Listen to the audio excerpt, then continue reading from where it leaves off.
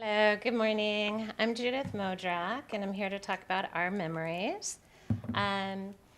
One quick question will be, or just an overview, we'll be seeing a video for part of the discussion, as well as just photographs of two different installations. And I'd like to start this off with a quote by Picasso, which is that art washes away from the soul the dust of everyday life. This sentiment really holds equally for this conference and for the organizers, and so just want to thank you for having me here and shaking things up. So thanks a lot. The evolution, Our Memories is an audience participatory installation, and it started out in Governor's Island as part of the Governor's Island Art Fair in 2016. And the genesis for this particular piece was that I had done a lot of research. I'm a sculptor. My background is in sculpture.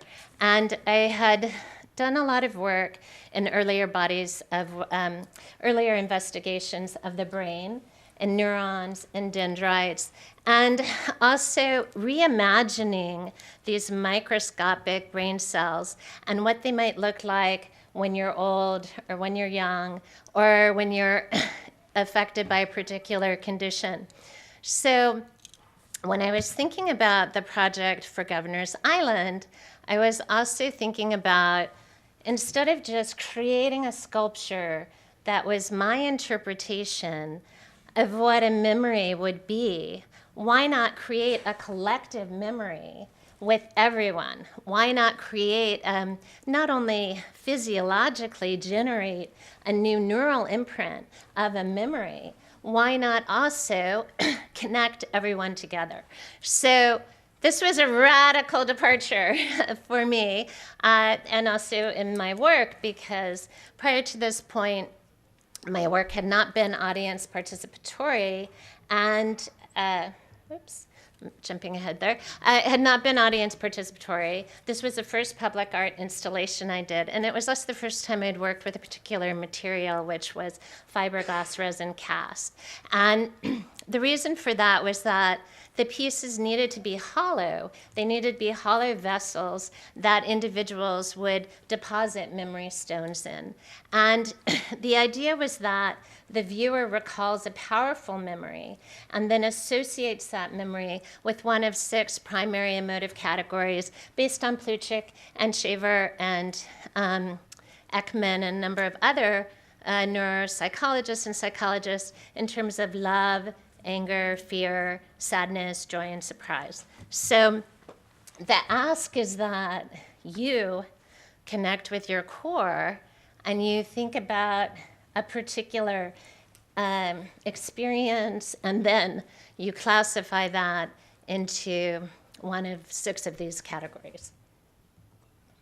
And then, as things evolved, I actually, is it possible to start the film at this point? Sorry.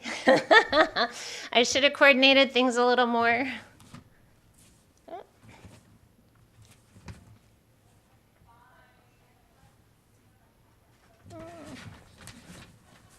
Apologies. While we're waiting for that, I couldn't bring all the sculptures to you, although I did bring one. Maquette. Yeah, I wasn't quite sure how I was going to integrate the sound here, so apologies for that. So I'll talk over this a little bit, but I'm also talking through this. This is the next evolution of Our Memories. I was bringing it to Central Park, and this happened in April of this past year. So again, as I described immediately, this Are is... you the artist? I am. I'm Judith. Well, Here, I'll explain for you. What are looking at? This is a collective memorial piece called Our Memories. And the idea is for you to recall a powerful memory and then to deposit that memory into one of the empty sculptures. And so as the day goes by, the sculptures will fill up with more and more memories of everyone that wandered through and offered that show. Hi, my name name's Cavell. I'm from Louisiana. I chose the Stone of Joy because I've been going through a lot of anxiety and depression, and like just looking at the nature and like my will to live and just like all the things around me and like what makes me happy, and just like it helped me through a lot. And my family and my friends and my theater group has helped me find some joy in my life, and traveling, of course. So that's why I picked joy. My name is Leah Mae McMorrin. I was married to my husband for almost 63 years. He was my darling, and I was his darling for all those years. I've always loved romances, love, and love, love, love is my theme, definitely. Love. She is an amazing, just as an aside, they were at the Governor's Island Art Fair a year and a half before, part of an evolving series of sculptures that participate analyze and reflect on the mechanism of memory.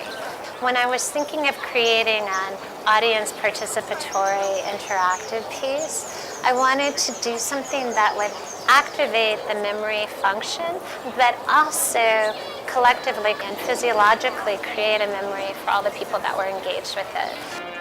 The idea for it is to create collective memorial pieces that contain memories and experiences from people all over the world. My name's Jen, and I chose fear because I think going to college I was very afraid, but life's about overcoming your fears, so yeah. I'm Colin, and I picked the Stone Joy. We've been together for 10 years this year, and this stone represents how I feel every day just being with this one.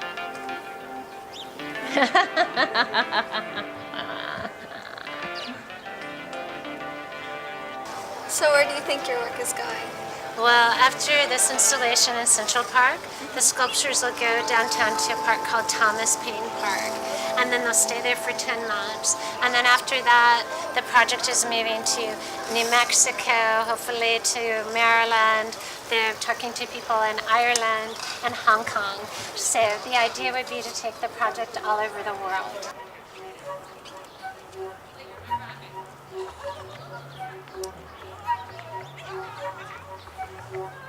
Well, it's going to be hard to follow that, especially the interviews with people. But I think that's a nice segue into talking more about how the project's evolving.